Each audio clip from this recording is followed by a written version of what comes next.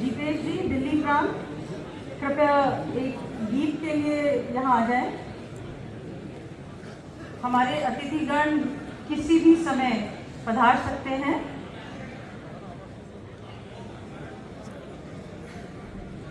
जीतेश जी।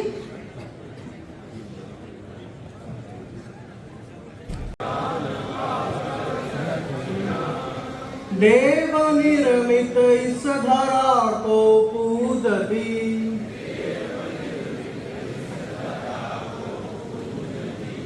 हम स्वयं देवत्व धरते जा रहे,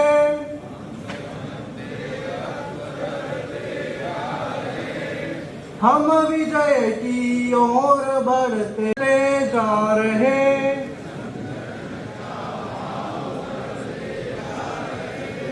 हम विजय की ओर बढ़ते जा रहे।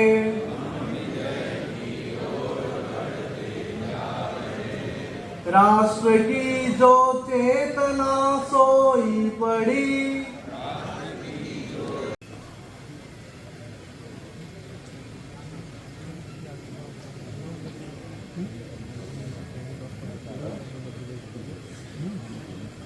Treading further, may I now request Shri Jivesh Tiwari ji, Anita Balyan ji, and Anu Singh ji to kindly accompany Honorable Miss Justice Swarnakanta Sharma, Judge Delhi High Court, to kindly accompany them on stage.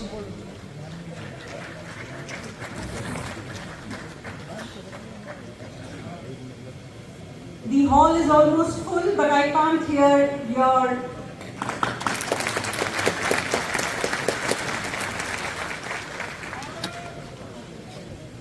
Moving ahead, I now request Shri Keshwan ji from Tamil Nadu and Shri Anand Murthy ji from Karnataka to kindly accompany Shri Mukesh Garg ji, member Haryana State Law Commission, on stage.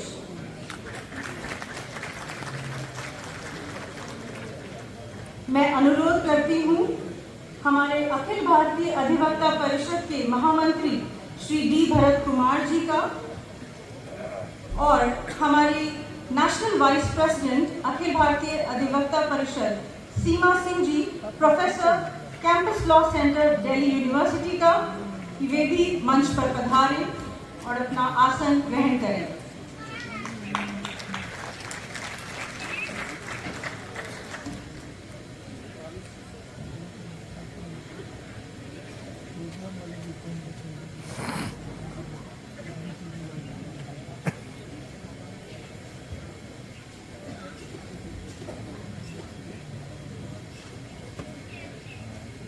Shubham करोति कल्याणम आरोग्यम धन संपदा शत्रु बुद्धि विनाशाय दीप ज्योति नमोस्तुते।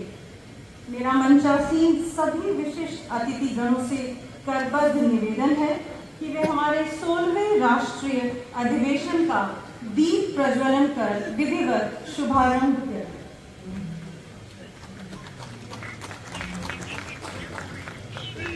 मैं request करती हूँ ऑनरेबल श्री बलदेव राज महाजन जी से कि वे कृपया मंच पर आएं, एडवोकेट जनरल हरियाणा, और दीप प्रज्वलन कर मां भारती के चरणों में इस कार्यक्रम का विधिवत शुभारंभ करें।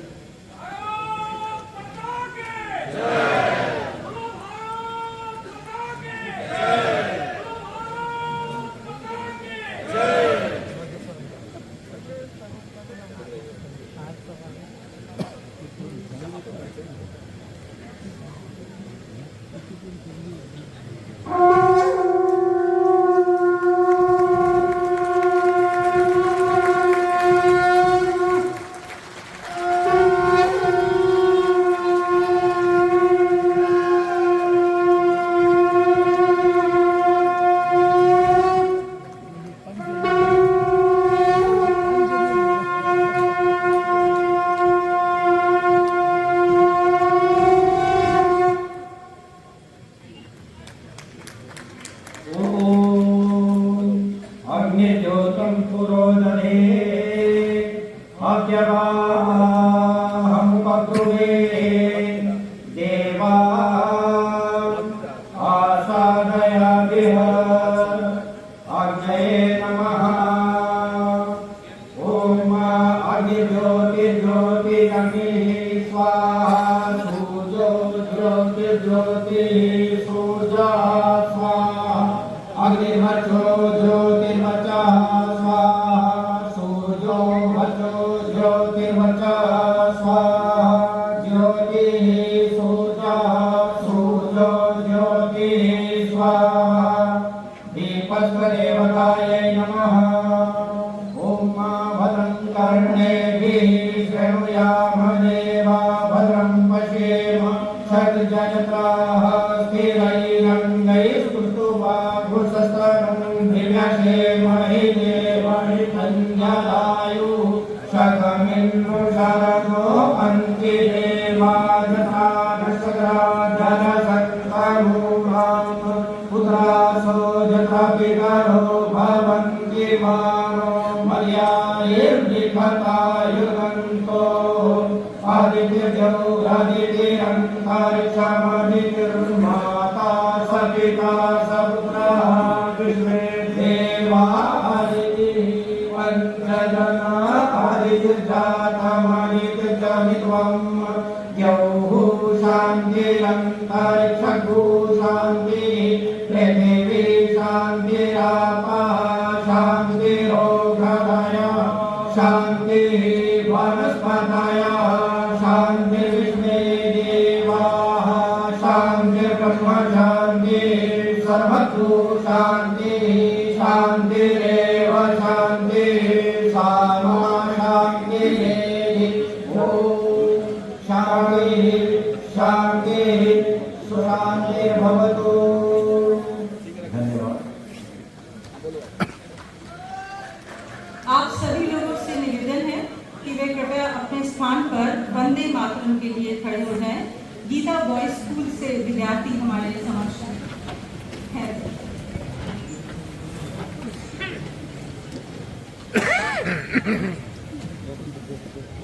राष्ट्रगीत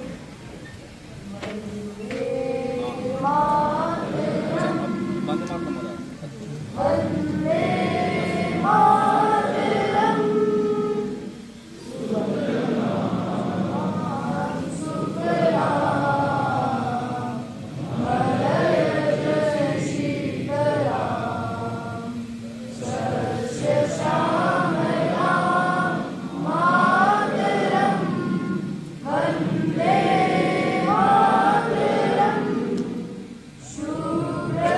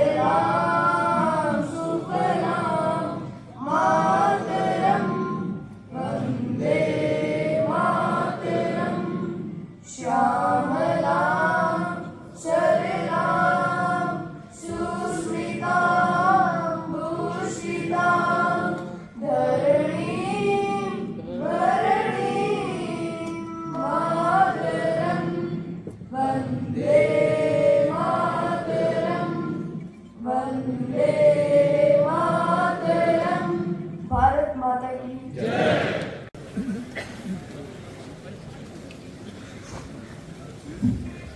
धन्यवाद अर्चना जी। गरिमामयी मंच व सम्मानित अधिवक्ता परिषद के सदस्यगण, वेलकम सेरेमनी एक व्यक्ति को यहाँ खड़ा कर दिया जाता है बोलने के लिए, लेकिन भावना आपकी परिलक्षित होती है। तो जब हम अपने डिग्नेटरीज का वेलकम करें, मैं अपने मुख से करूंगा और आपकी करतल ध्वनि से होना चाहिए। मैं अभी आप सबसे निवेदन करूंगा कि हम सबसे पहले करतल ध्वनि से आपका स्वागत करें।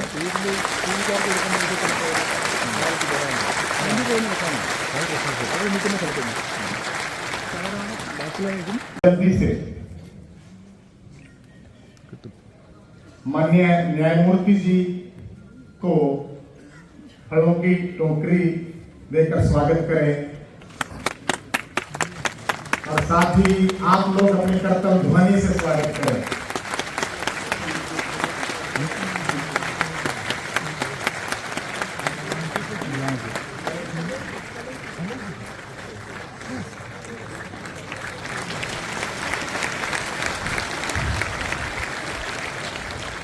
मैं रविंद्र पुलवार जी और अशोक जी से निवेदन करूंगा कि स्मृति चिन्ह भेंट करके माननीय न्यायमूर्ति जी को सम्मानित करें।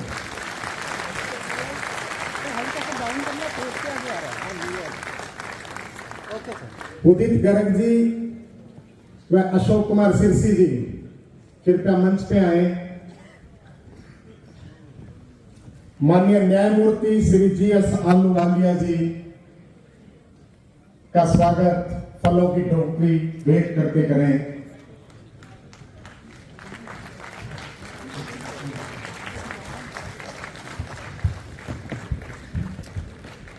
आपकी करतल ध्वनि कमजोर न पड़े, भावना परिलक्षित होनी चाहिए।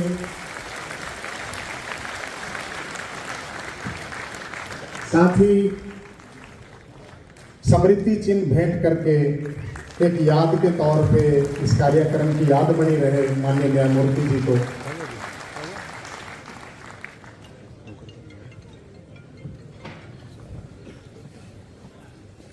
मैं शीला कंवर जी और नीरा जैन जी से निवेदन करूंगा कृपया मंच पर आए। शीला कंवर जी और नीरा जैन जी कृपया मंच पे आए और माननीय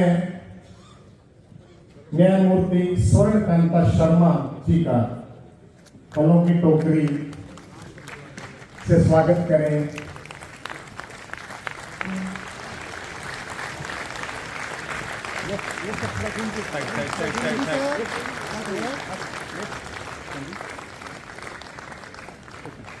वह कुरुक्षेत्र की पावन भूमि पर श्री कृष्ण जी द्वारा बजाए गए पांचजन्य शंख का एक प्रतीक रूप देकर एक उनको यादगार ये पल करवाए जाए।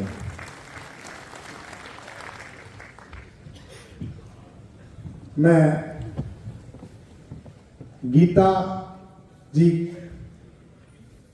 को आमंत्रित करूंगा, मोनिका जी को आमंत्रित करूंगा कि कृपया मंच पर आए। गीता जी व मोनिका जी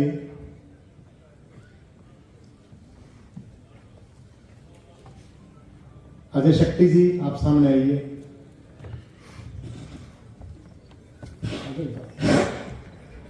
और हमारे माननीय महाधिवक्ता जी का फलों की टोकरी भेंट करके स्वागत करें।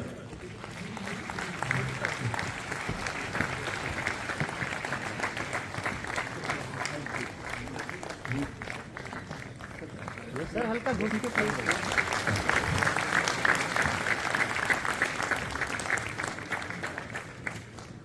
हमारे महाधिवक्ता श्रीमान बलदेव राज महाजन जी हमारे फॉर्मर प्रेसिडेंट अखिल भारतीय अधिवक्ता परिषद हैं। मैं अजय घनघस जी को आमंत्रित करूंगा कि कृपया मंच पर आए।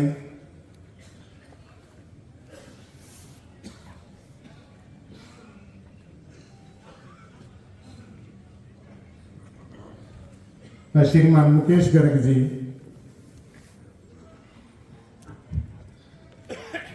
मुकेश गर्ग जी जो हमारे मेंबर लॉ कमीशन है और नेशनल एग्जीक्यूटिव मेंबर हैं, उनका फलों की टोकरी भेंट करके स्वागत करें। ये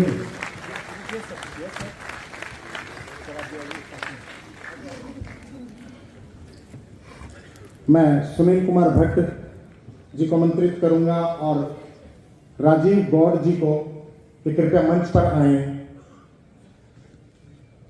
सुनील कुमार भट्ट जी और राजीव गौड़ जी कृपया मंच पर आए।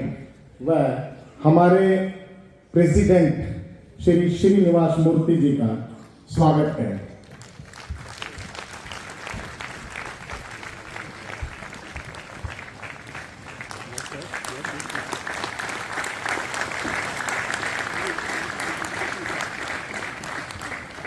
मंचासीन सीमा जी हमारी राष्ट्रीय उपाध्यक्ष का मैं स्वागत करता हूं। हमारे बीच में हमारे ऑनरेबल हाई कोर्ट से honourable justice Leeza Gill ji, honourable justice Manoj Bajaj ji, honourable justice Suvir Sehgal ji, honourable justice Rajesh Bhardwaj ji, honourable justice Vinod Bhardwaj ji, honourable justice Deepak Manchanda ji, honourable district and session जज Kurukshetra MS Aradhana Sahni ji, honourable district and session जज करनाल श्री चंद्रशेखर जी व अदर जुडिशियल ऑफिसर्स का भी मैं इस कार्यक्रम में आने पर आप सब की तरफ से बहुत बहुत स्वागत करता हूं।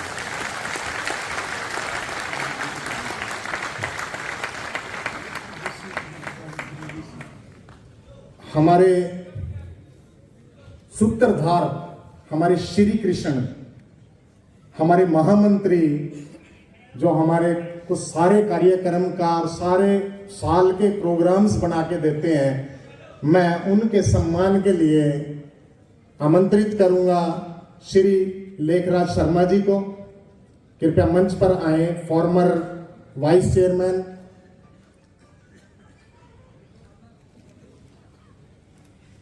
व बाग सिंह नेगी जी प्लीज मंच पर आइए।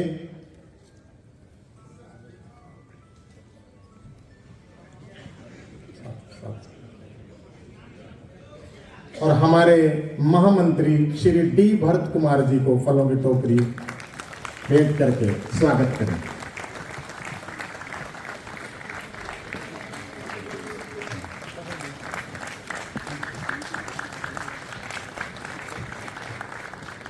हमारे बीच में बार काउंसिल ऑफ इंडिया के वाइस चेयरमैन आए हुए हैं इस कार्यक्रम में, मैं उनका भी स्वागत करता हूं। और इस विश्वविद्यालय के वाइस चांसलर और रजिस्ट्रार का भी मैं स्वागत करता हूं। साथ ही जो सीनियर लॉयर्स यहाँ इस डिस्ट्रिक्ट बार से आए हैं श्री अशी शर्मा जी, मैं उनका भी स्वागत करता हूं। कुरुक्षेत्र का इतिहास सिर्फ लोगों ने आज तक लैंड ऑफ महाभारत के बारे में जाना है, जबकि कुरुक्षेत्र का इतिहास यदि समझा जाए, पढ़ा जाए, जाना जाए तो हर युग में कुरुक्षेत्र का एक अपना महत्व रहा है। और विष्णु जी के जितने भी अवतार हुए, किसी न किसी प्रकार से कुरुक्षेत्र से जुड़ाव है। यहाँ तक कि जब माता सती का शव लेकर शिव महाराज पूरे ब्रह्मांड में घूम रहे थे, तो उस समय विष्णु जी ने अपने चक्कर से जब उनके माता सती के अंग काटे तो उस समय माता सती का एक टखना कुरुक्षेत्र में गिरा था, और जो बाद में जहां भद्रकाली की पूजा होती है, सिद्ध पीठ है।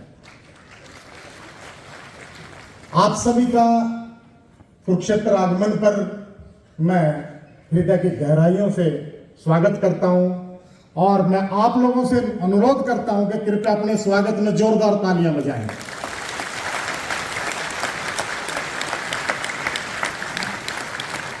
ये परिसर में आज तक कार्यक्रम या तो विद्यार्थियों के, स्टूडेंट्स के रहे या प्रोफेसर्स के रहे, आज इस प्रांगण में पहली बार अधिवक्ताओं का ये विशाल कार्यक्रम हो रहा है। इस प्रांगण के लिए इतनी तालियां बजाई जाएं कि आने वाले समय में वीसी साहब और रजिस्ट्रार साहब ये कहें कि सबसे ज्यादा तालियों की गूंज अधिवक्ताओं के कार्यक्रम में सुनाई दी थी। आप सबका स्वागत, धन्यवाद। बहुत बहुत धन्यवाद रणवीर जी, और आपकी बात का हम सभी ख्याल रखेंगे और तालियों की गड़गड़ाहट हम कम नहीं होने देंगे। हमारे बीच में retired chief justice of Jammu and Kashmir high court Shri Ali Mohammad Magrey ji भी हैं, मैं उनका बहुत बहुत स्वागत करती हूँ। हमारे बीच director Shri Mahasingh ji and deputy director Shri Gurcharan Singh ji भी प्रस्तुत हैं यहाँ पे, जो कि department of youth and cultural affairs से हैं, कुरुक्षेत्र यूनिवर्सिटी। उनका भी बहुत बहुत स्वागत। आज के दिन का एक बहुत बड़ा महत्व भी है। आज के दिन ही हम सिखों के 10वें गुरु श्री गुरु गोविंद सिंह जी के 2 छोटे साहबजादों के शहीद होने पर आज के दिन को हम वीर बाल दिवस के रूप में मनाते हैं। इसी के बारे में हमें और बताने के लिए मैं एडवोकेट श्री पुष्पेंद्र सिंह जी, जो कि सुप्रीम कोर्ट में प्रैक्टिस करते हैं, उनको आमंत्रित करती हूँ। थैंक यू अर्चना। इन पुत्रन के शीश पर वार दिए सच्चार, 4 हुए तो क्या हुआ, जीवित कई हजार। For the family of Khalsa, I have sacrificed my 4 dear sons. So what if 4 are dead when 1,000 more are alive? In the month of Imam mein, we don't say your Islam is not good, as Quran doesn't acknowledge forceful conversion to Islam, but your Shah is not true to his faith. After the court proceedings, the Sahibzadas came to the Tandavats to with their grandmother. On 25th of December, again they were presented in the court, where the Sher Muhammad Khan, Nawab of Malay Kotla, were also present. His brothers and nephews were killed by the Guru Gobind Singh Ji and his Sahibzada Ajit Singh Ji. They were suffocated and fainted. The walls got damaged and Sahibzada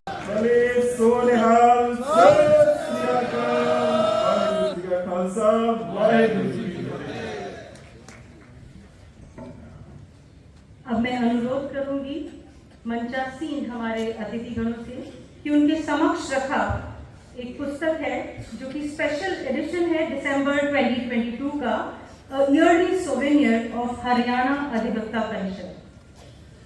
इस पुस्तक का विमोचन कृपया हमारे मंचासीन अतिथिगण अपने कर कमलों द्वारा संपन्न करें।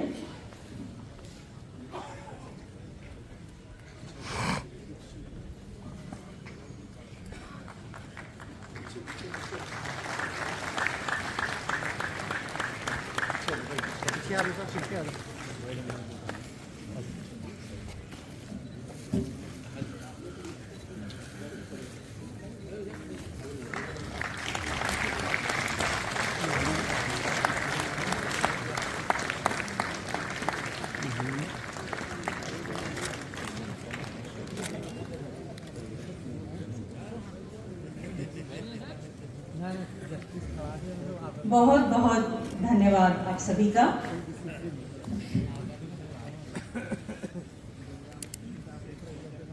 May I now request Senior Advocate and our President of Akhil Bharatiya Adhivakta Parishad, Shri K. Nivas Murthy ji, to kindly come to the dais and give his introductory speech.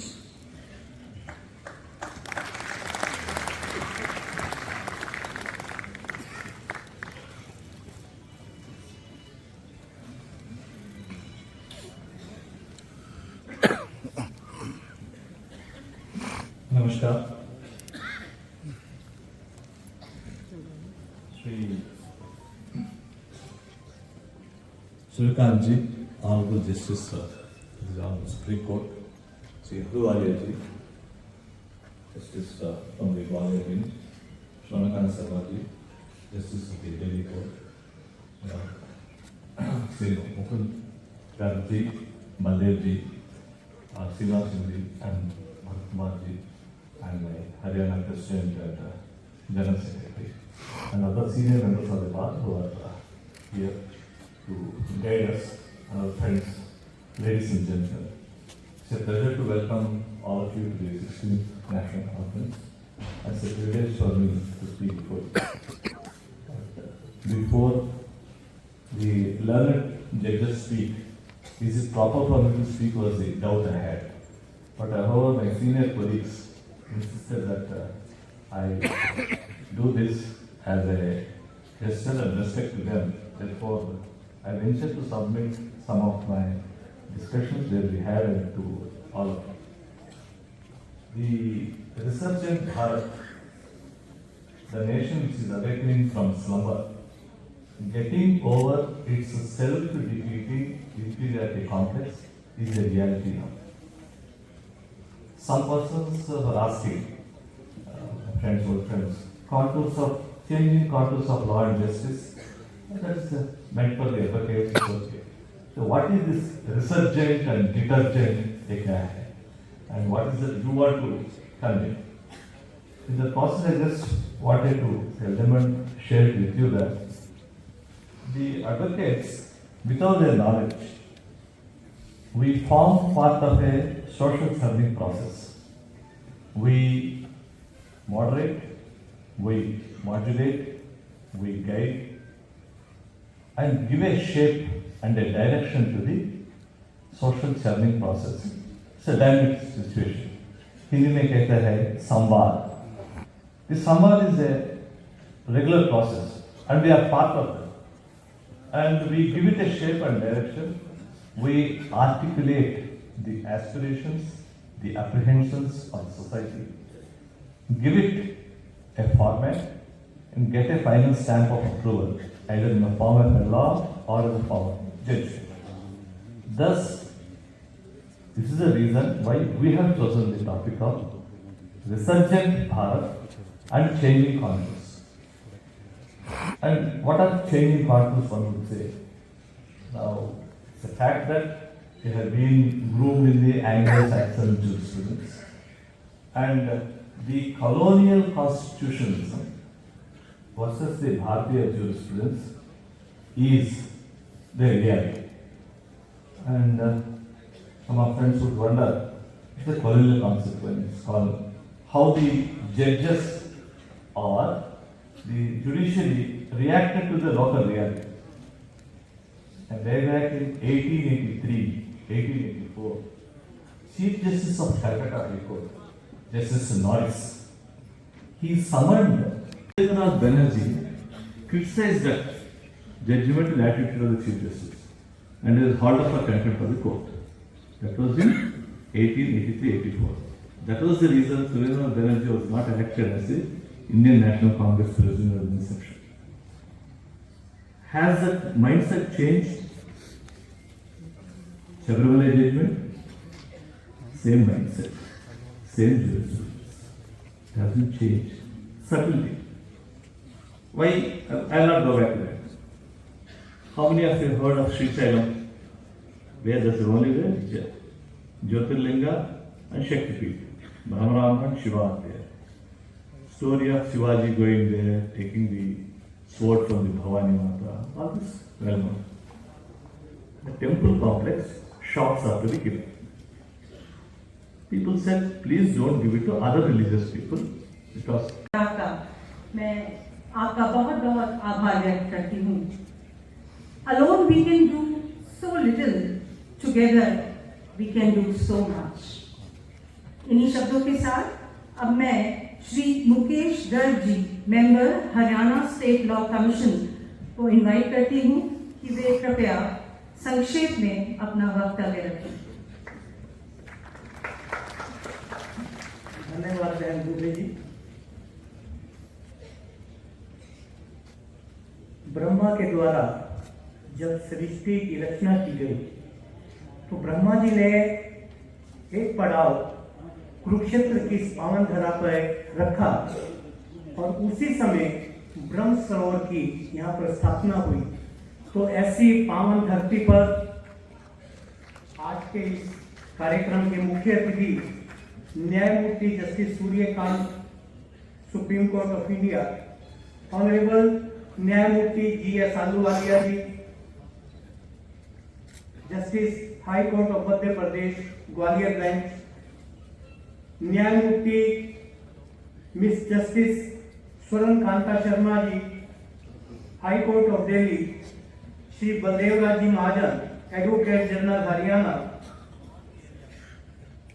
Shri Srinivas Murthy ji, अध्यक्ष अखिल भारतीय अधिवक्ता परिषद, डी भरत जी, महामंत्री अखिल भारतीय अधिवक्ता परिषद, doctor सीमा सिंह जी, उपाध्यक्ष अखिल भारतीय अधिवक्ता परिषद एवं आज इस सभागार में उपस्थित अपने honourable high court Punjab and Haryana से पहुंचे जजेस एवं अन्य महानुभाव, मैं आप सबका इस पवित्र धरती पर स्वागत करता हूं। अधिवक्ता परिषद हरियाणा 1992 से कार्यरत है।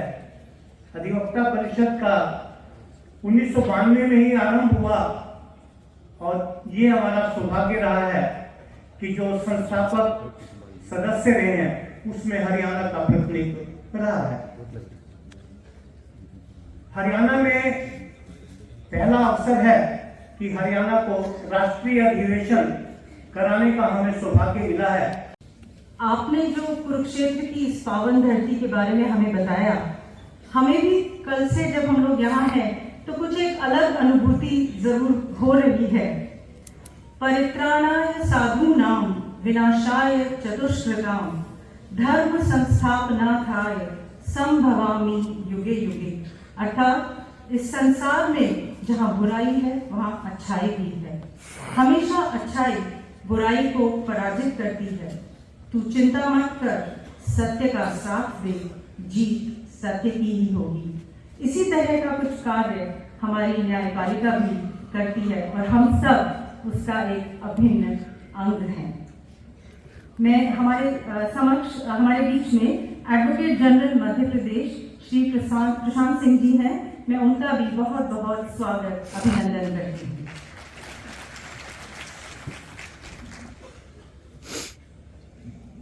May I now request Shri Baldev Raj Mahajan ji, Advocate General Haryana, to kindly give his address.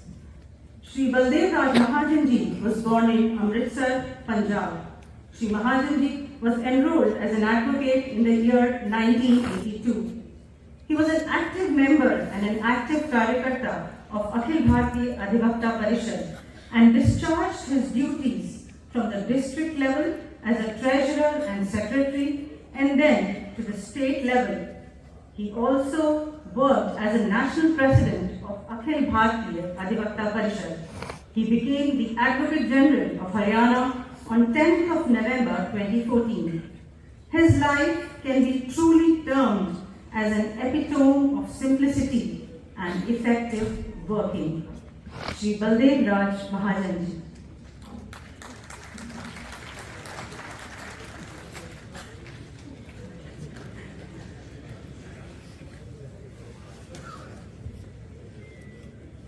आज के मुख्य अतिथि माननीय जस्टिस सूर्यकांत जी, जज सुप्रीम कोर्ट ऑफ इंडिया, आपके हमारे अध्यक्ष श्री आलूवालिया जी, जज Madhya Pradesh high court, justice स्वर्ण शर्मा जी, जज दिल्ली हाई कोर्ट, दूसरे जजेस जो हमारी गाइडेंस के लिए आज हमारे साथ इस हाल में हाजिर हैं, हमारे अधिवक्ता के सभी अतिथिगण, पदाधिकारीगण, सभी कार्यकर्ता अधिवक्ता परिषद के पदाधिकारीगण हैं।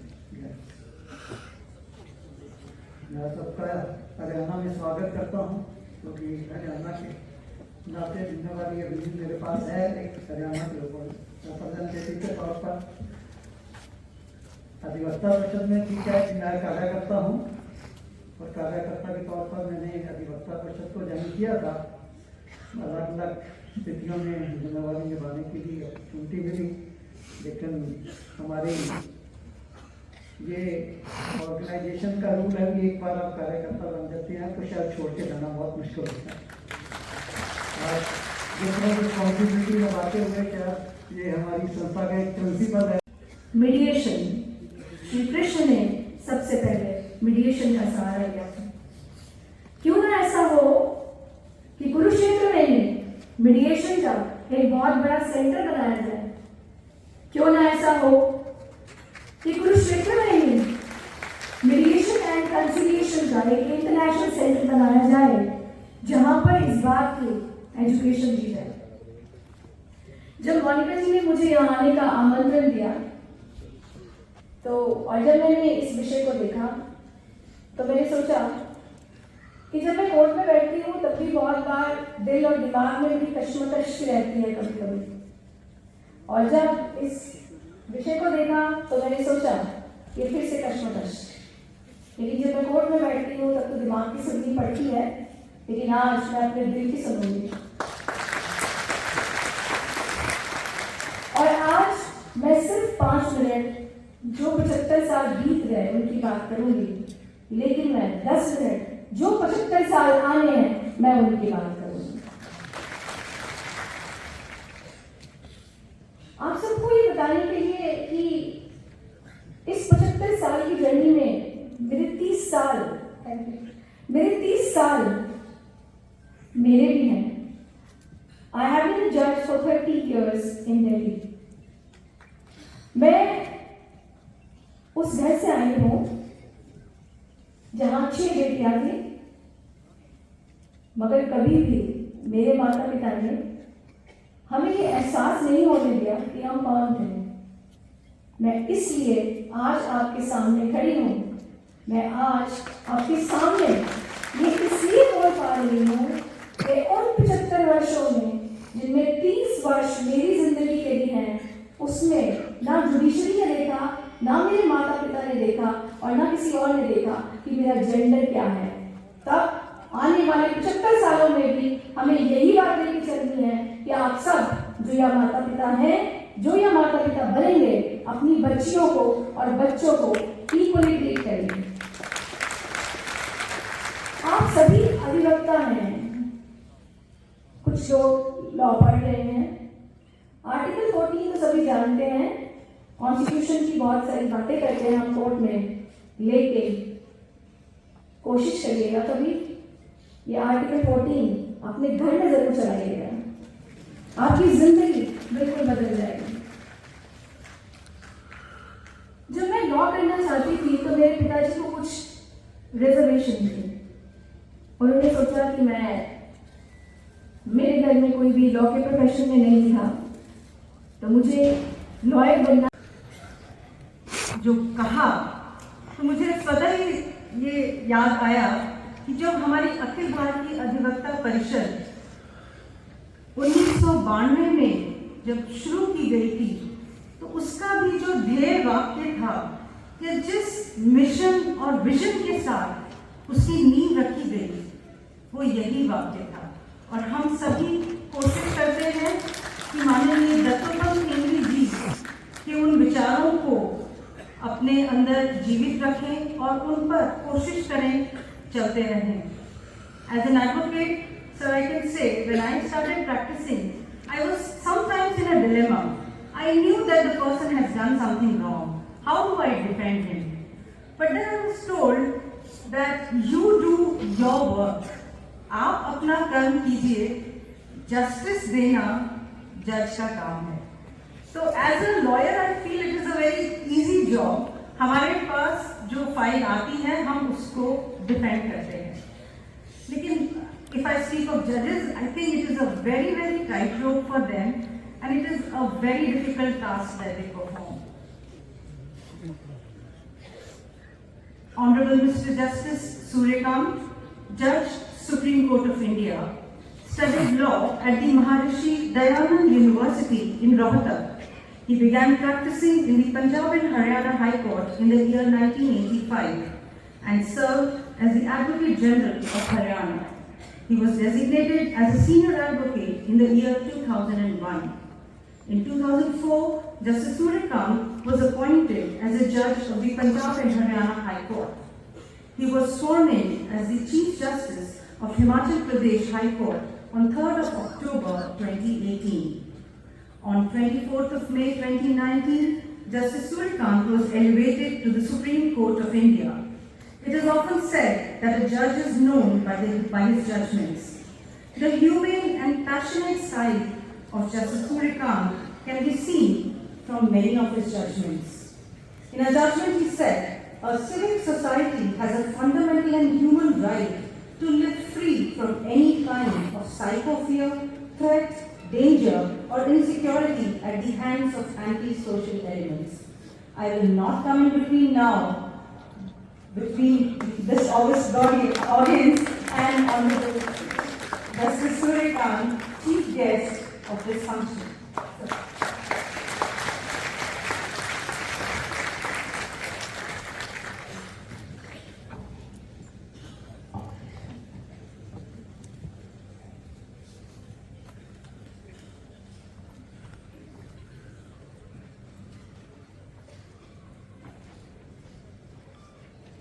Justice Gurpal Singh, Judge from Madhya Pradesh High Court, Sister Justice Amakanta Sharma from Delhi High Court on the dais, my sister Justice Vedagil, Justice Manoj Bajaj, Justice Sumit Sehgal, Justice Rajesh Bhardwaj, Justice Vinod Bhardwaj. I hope I haven't missed anyone else. The judges from Punjab and Haryana Court. We have among us a dear friend of mine, Justice Magre, Honorable former Chief Justice of Jammu and Kashmir High Court. While sitting on the dais, I could see many legal luminaries from Delhi, including Mr. Banerjee, the Additional Solicitor General, senior advocates like Mr. Jayant Mehta, many members of the Supreme Court Bar.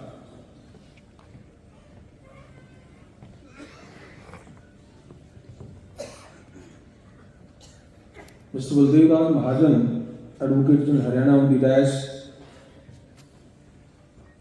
Sri Srinivas Murthy, Sri D. Bharat Kumar, Mr. Mukesh Garg, other dignitaries on the dais, the Vice Chairman, members of the Bar Council of India,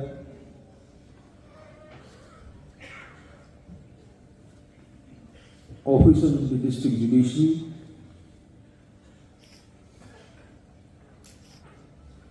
senior advocates, distinguished members of the Bar. Particularly, I could see many familiar faces from Chandigarh and different parts of the state of Haryana. Vice Chancellor, Registrar and other officials of the University.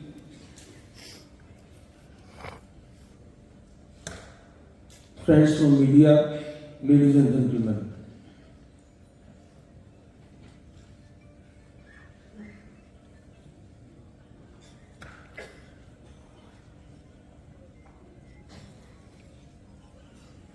The theme of this conference, which I could understand with the best of my ability, is 75 years of resurgent Bharat, changing contours of law and justice. 15 अगस्त 1947 के बाद हमने आज़ादी ली उस दिन, और उसके बाद जिंदगी के अलग अलग आयाम में बड़े देश ने संघर्ष किया, प्रगति की, बहुत सारे सपनों को पूरा किया।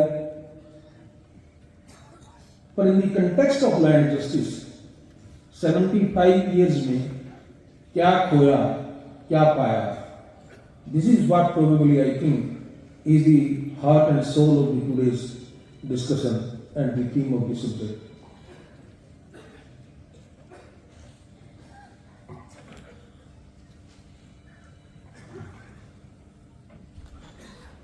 My sister spoke about the right to equality and very eloquently she explained that how the mindset need to be revolutionized to accept it as a part of a way of living. So was Justice Ahluwalia very eloquently here explained the rights of the victims.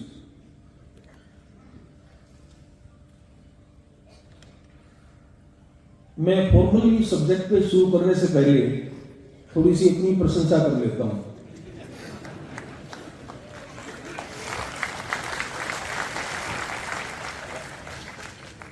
सब ये बताना चाहता हूं on the right to victims. I think the first judgement authored by me when I authored on behalf of the full bench of the Punjab and Haryana High Court. Fortunately that view was approved by the Supreme Court. Very recently in Supreme Court also then I have spoken about the victims' rights, and if I am correct, the young vibrant lawyer Madam Dove was probably quoting my part of this judgment from that judgment only where I spoke about right to victims.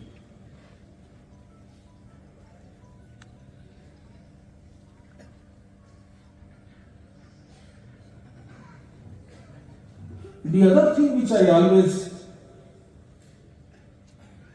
and before I formally, as I said, I start,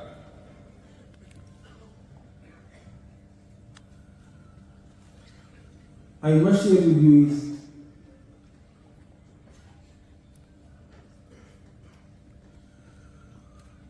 that, of course, I did my law from Maharishi Dayananda University. But my first graduation and then my master's in law is from this university only, from Kurukshetra University.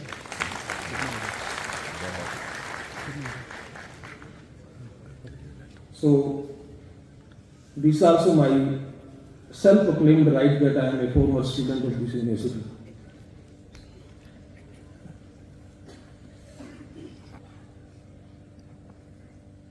I was born and brought up in a village not far away from here. I proudly say I had my schooling in my village where there was no English medium. But then this is how life goes. When we talk of the law and justice in 75 years, I am here before you as a very positive person.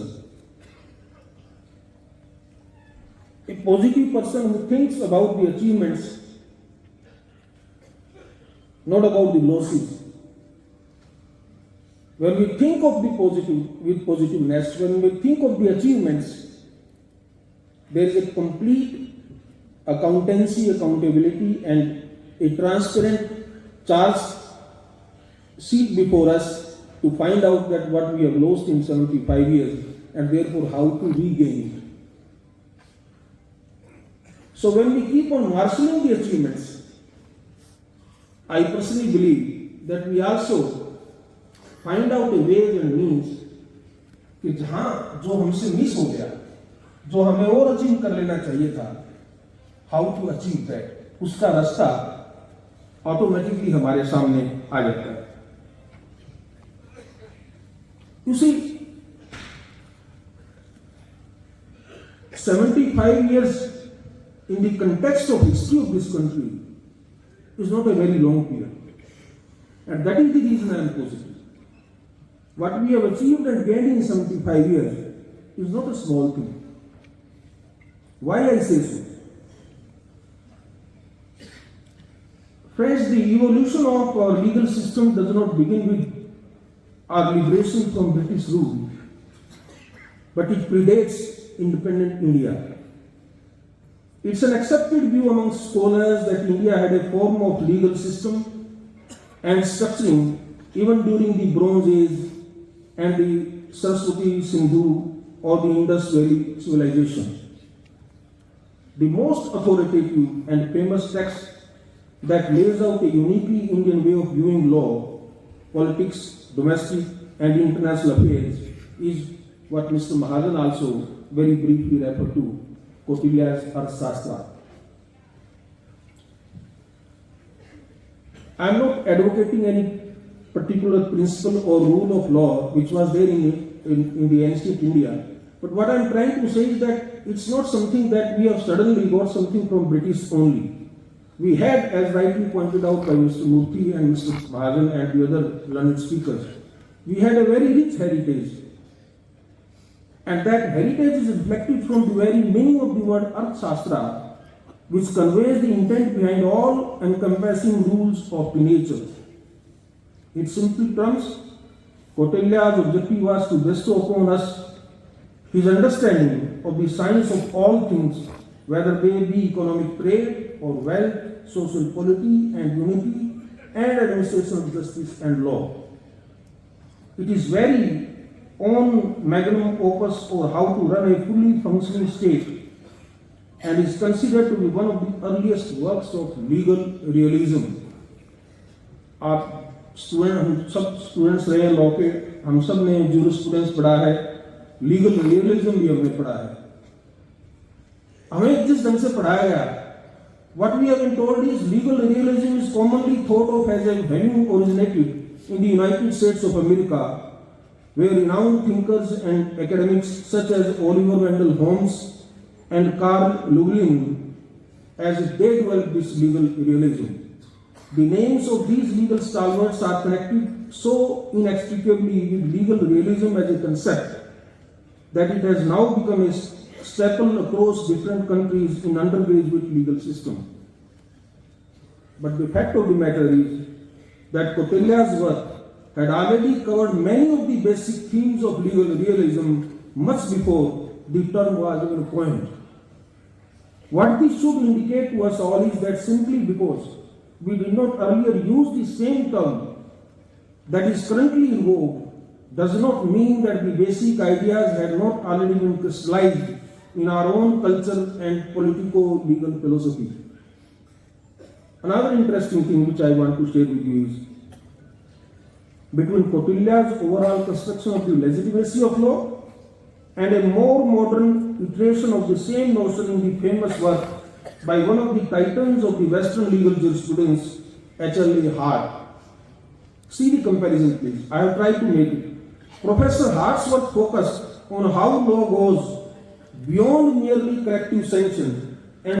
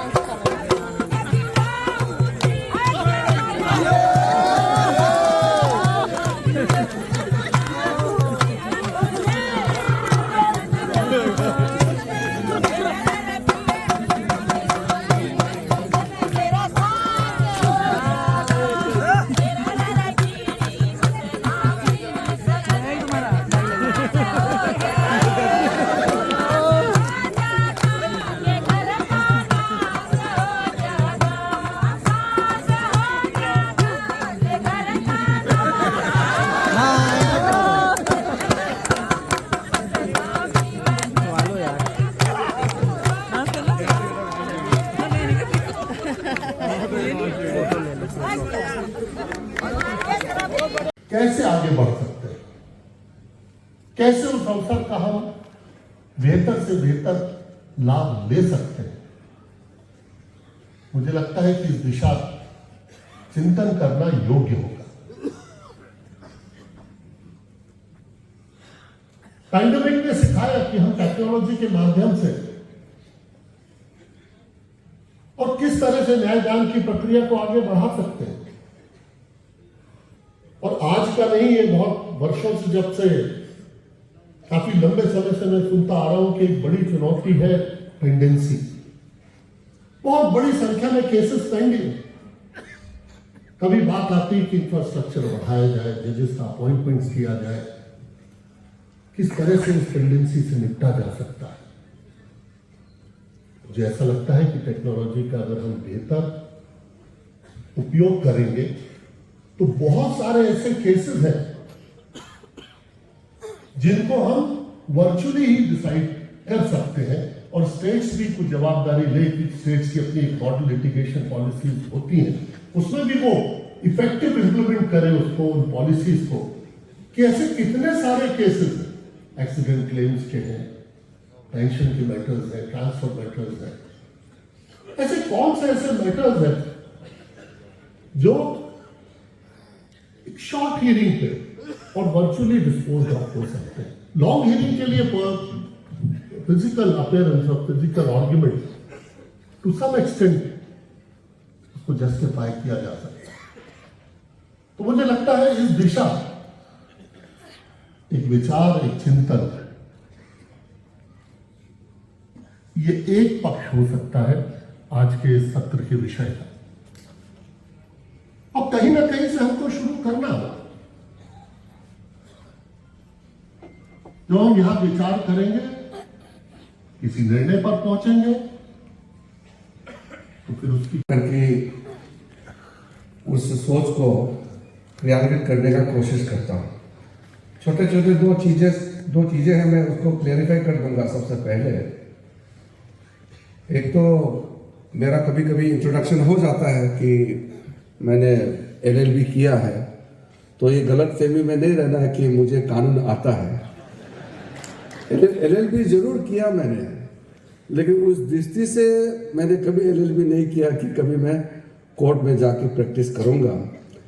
तो उस समय एक मन में आया कि मुझे LLB का डिग्री हासिल करना है, और हासिल करते वक्त कुछ कानूनी ज्ञान आ जाए तो वो वैसे ही मेरे लिए बोनस है। दूसरा, तो कभी कभी जिक्र होता है कि मैं बहुत यूथफुल, बहुत यंग है, यंग डायनामिक बोलता है। वो गलत फहमी में नहीं रहना, जितना यंग दिखता है इतना जवान मैं नहीं हूँ। तो 7 बार चुनाव लड़ चुका हूँ। तो जो आदमी 7 बार चुनाव लड़ चुके हैं वो कितना जवान हो सकते हैं। तो इसलिए जो